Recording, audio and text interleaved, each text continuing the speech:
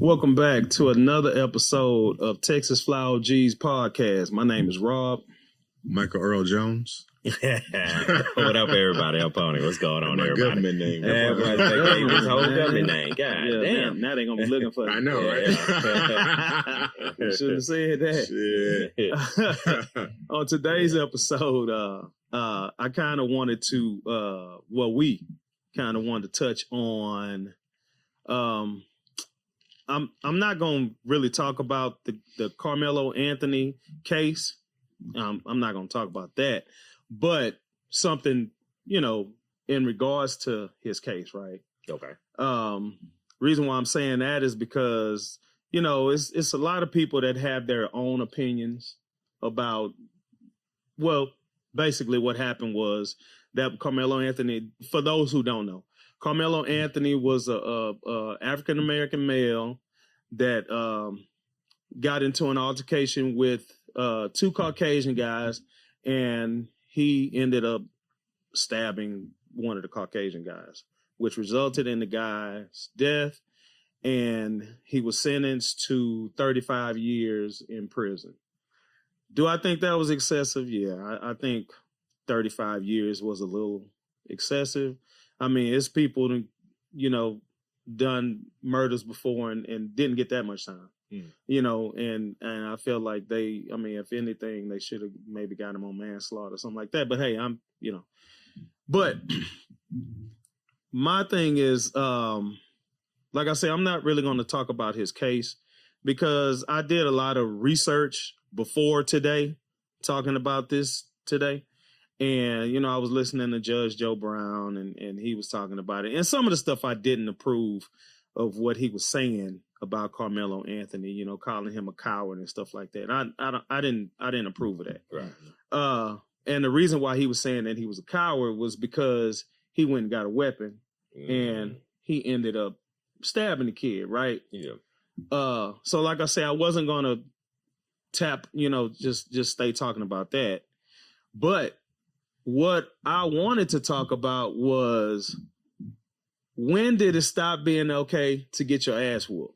Yeah. You see, that's when we were growing up, we were in fights, we got our ass whooped, but look at us today. Yeah. We still here. Still alive. Yeah. You know what I'm saying? Yeah. Now they run, go get a gun, get a knife, because you got your ass whooped. You can't just take the L. I mean, I don't know. I mean, like, times have changed, and I'm not going to, like you, speak on that case because I don't know all the facts. Yeah. I wasn't there. I don't know what happened. Yeah. But I think a lot of times people are just scared to lose. You know what I'm saying? You just grab what you can grab to try to get an advantage. Yeah. If you're getting jumped by someone, I say grab whatever you can grab.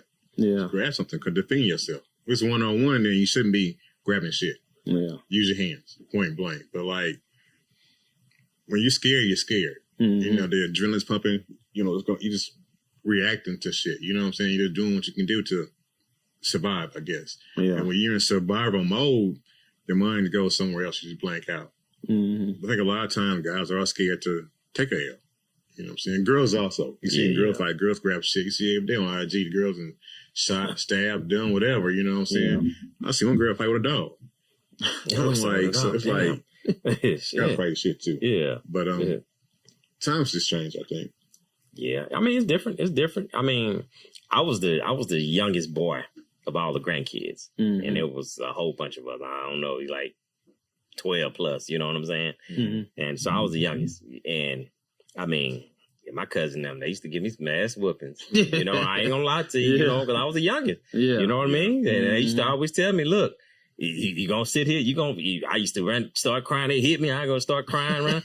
And then they like, nah, you gonna stand here and fight. You gonna fight, and eventually, I had to start fighting them back. Yeah. You know what I'm saying? So, but speaking about that case, man, I mean, like you said, bro, I don't want to really, go into detail about the case because I don't really know all the facts about it. Right. But young kid, man, and I don't necessarily think that he meant to kill a kid, but that's the consequences when these little young kids go grab weapons. Yep. You know what I'm saying? Yep. Like, the result is this. Yeah. And that's how, I try to, talk to my boys, you know what I mean? Say, look, like you said, you're going to take a couple ass whoopings, but just be aware, you know what I mean? Yeah. And that one mistake can change your life. It can change your whole life. Yeah. So, and it's, to me, it's sad for both of the families,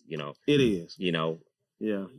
One family lost a child. Yeah. The other family lost the child to the justice system. So, I seen it was they interviewed two guys, a black guy and a white guy. Okay. And both these guys said the same thing, that either way the outcome is no good. The outcome is it's no good. So it's not, I mean, you can side with this and you can side with that.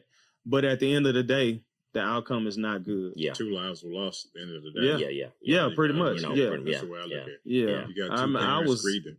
I was talking to Pony earlier, man, and I told him when I was in the 5th grade, I had started going to Grissom over in Herm Clark. Yeah. Because I used to go to law. From 1st grade to 4th grade, I went to law in Cloverland. Okay, I got you. Okay. So, never had fights over there, Yeah. But when I came to Grissom, I was walking home with with my little partners and stuff, and it was some more kids that lived in my neighborhood. Yeah. And they used to always joke and stuff like that and be ranking on each other. And somebody tried to say something about my mama. And you can't say nothing about my mama. It was like the mama. I didn't play that. I used to have fights about you can't talk bad about my mama. I wasn't good at taking jokes. Yeah. So he said something about my mama. We started fighting. Yeah. And his name was Troy. Troy Reynolds. That was my partner. We became best friends. Yeah, but he whooped my ass though. Troy got a hold to you? Yeah. Because I really didn't know how to fight. Okay, yeah. I didn't know how to fight, but I knew how to defend my mama's name. You know what I'm saying? Yeah. But Troy, he put it on me, man. And then we became best friends after that. Really? Yeah. But the thing is, I got my ass whooped. I took my L. Yeah. And then the next day we was cool because we was in class together. So I took the L and but I never took L after that. Yeah. Because like when my mama shipped me to the country, my cousin, I was telling you, my cousin them used to patting all them boys. Yeah. They taught me how to box. So we had a bully growing up on the street, and he used to bully all of it. It wasn't just me; he would bully all of us because he was bigger than us. Like Debo. Yeah. Like so we were still like small, and he was maybe maybe like 2 years older than us. Yeah. And he used to bully us, man, and we was really scared of this dude. Like he say stuff like, "Man, go in the house and make me a sandwich." Damn, for real? No stuff. And somebody would go in the house and make him a sandwich and bring it out. Oh yeah, he was deep on hold. Yeah. I'm talking about he was a real bully. Yeah. So my when like I say, when I moved to the country, my cousin them taught me how to box and stuff like that. And plus I had a growth spurt while I was out there. Okay. So I had grown like 6 inches. Yeah. And so the little fat chubby dude, I had grown up and I was tall now, right? Tall and skinny, right? Yeah. And so when I came back home, he came up to me and now he looking up to me, right? And he was like, "Oh, so you think you bad since you taller than me now?" And I was like, "But I'm still fearful of him because that's what I remember. Yeah, I was scared. Yeah, and so my cousin said, "Man, you better get in there and fight him." I was like, "I ain't fighting him," and he was like, "If you don't fight him, then you gonna have to fight me." And I wasn't finna. Man, Pat was gonna whoop my ass. Yeah. So I was like, so I get in there, and so he started crying. Yeah. I'm going to tell my daddy. And he say, "See, I told you." And so that's when I knew, okay, well now I know, I ain't gotta be scared no more. But I understand, like, you might be scared to fight, but you don't just always pick up a weapon. That ain't always the answer. Yeah. Now, I've seen guys pick up pipes and boards and stuff like that, try to get you up off them. Yeah, right. You got to do what you got to do. Pick up a rock, a brick, or something. Grab what you can. Yeah, But now with, going to get, now you didn't get your ass whooped, and now you run into the trunk. Yeah. Man, come on, man. Yeah. But a lot of times, like you were saying earlier, it's all being embarrassed also. Yeah. You're getting your ass whooped in front of all these folks. They saying shit and got their phones out. You just mad because you got your ass whooped. You're scared because, scared. Man, you got embarrassed. Yeah. Right, yeah. So you're going to go get the shit. You're going to go get a gun just to prove your point. Then after you do what you do, like, damn, what did I just do? Yeah. Mm-hmm. Now here you in a police car because you embarrassed to get your ass whooped. Yeah. You know what I'm saying? One thing I like that I really like that they kind of do now is when you see these guys on social media, they might be beefing, them boys go pick up the gloves. Oh, they box. Yeah, I kind of like that though, because at the end of the fight, them boys dap up, and then they go their separate ways. Yeah, you know what I'm saying? The boys on Ray J was on that box. That one? No, not that. No, that was a whole match. They just give them gloves and then they box it out. Yeah, they box it out. I haven't seen those yet. It was in the barbershop. They put them gloves on and went at it. I was like, God, dog. In the barbershop, bro. Then it spilled outside, but they in the barbershop going at it. Put the gloves on. You ain't pulling no weapons. You know what I'm saying? Everybody get to go home at the end of the day. That's the thing right there. Yeah. So, man, you just got to be aware of, man, basically what it is don't let your pride, don't swallow your pride. Take the L sometime. Yeah. I ain't saying you always going to take a L. Yeah. But sometime you will. Sometimes you're going to lose sometime, but, you'll be able to fight again. Do you feel like it's fear also? Is fear getting your ass? Sometimes it is fear though. Some guys, like I had a partner in college, man. He really didn't know how to fight. Okay. But he had that persona like he was real bad and this and that. But he wasn't. No, he wasn't. And so I used to run with a big crew back in college. Yeah. And two of the dudes that was in the crew had a fight with each other. Okay. And I don't even know what they was fighting about. Probably a girl. But I don't think it was a girl. It was something stupid. Something stupid. Yeah. But one was bumping a little too much, and then the other was like, "Look, I ain't gonna be taking that." And the one that really thought that he had them hands, ended up getting his ass whooped. For real. But he got his ass whooped, and then that was it. Yeah. And then everybody was cool again. They squashed it. You know what I'm saying? Yeah.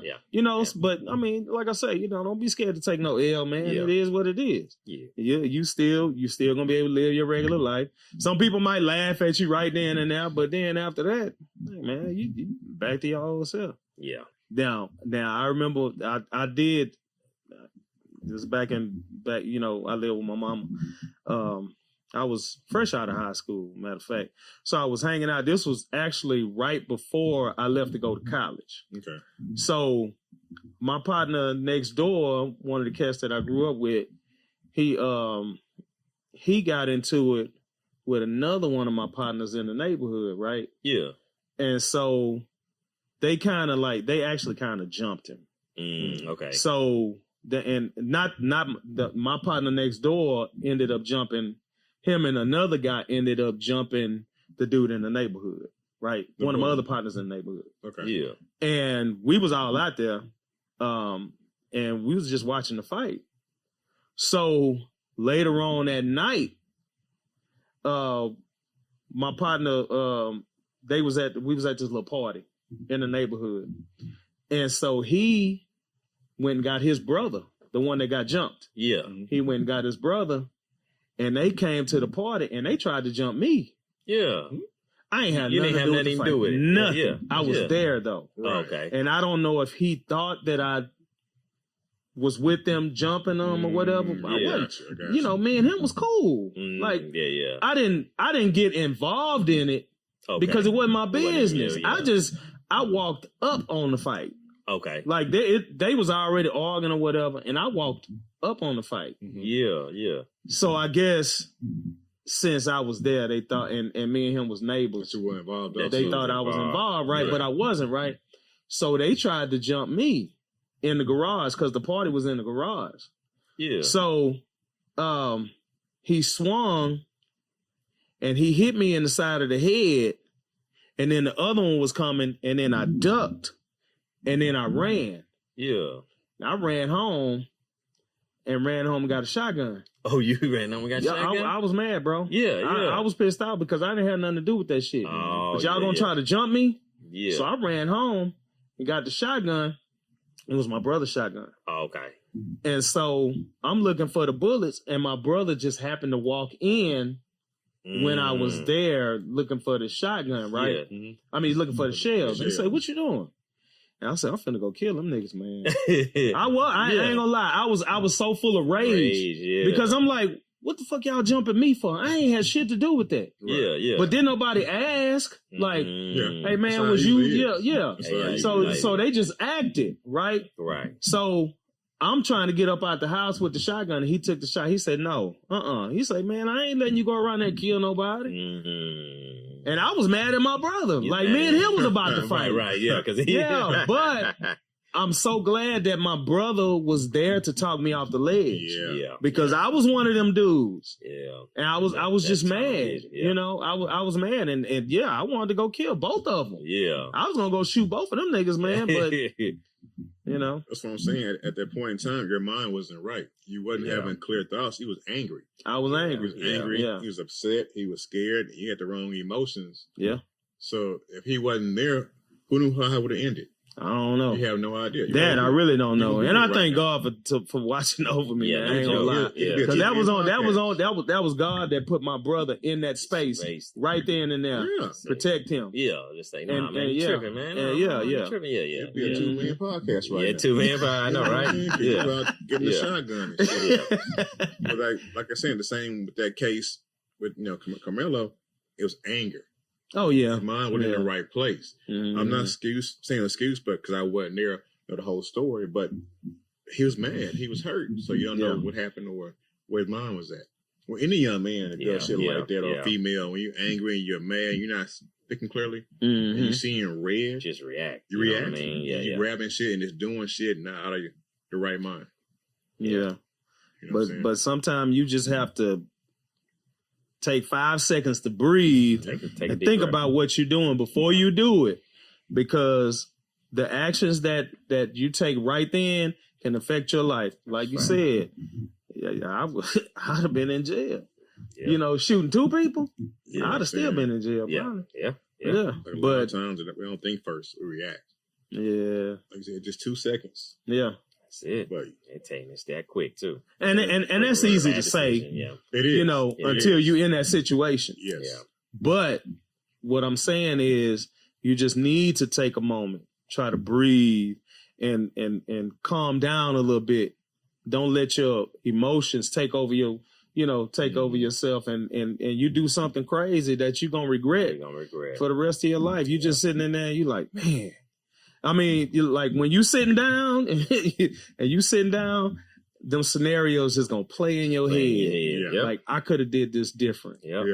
You know what I'm saying? Like I'm pretty sure that kid, he's sitting in jail right now and he's scared, and he's just thinking, man, I should have just not did that. That's it. Yeah, I should have just had a different decision. Just that decision, that quick decision, man. Yeah. How many times have been you done things and you sat down and been like, damn, why did I do that shit? Several times. A lot of times? Several times. Oh, yeah, man. Several times. You done done things and like, why did I do that shit? Several times. What was I thinking? You know what I'm saying? Yeah. We've all been there. Yeah, several times. But the older you get, the more not reactive you are. At least I can say that about myself. I'm not a quick reactor like I used to be. I got slow as fuck. Yeah, well, but I'm just saying, like, it takes a lot.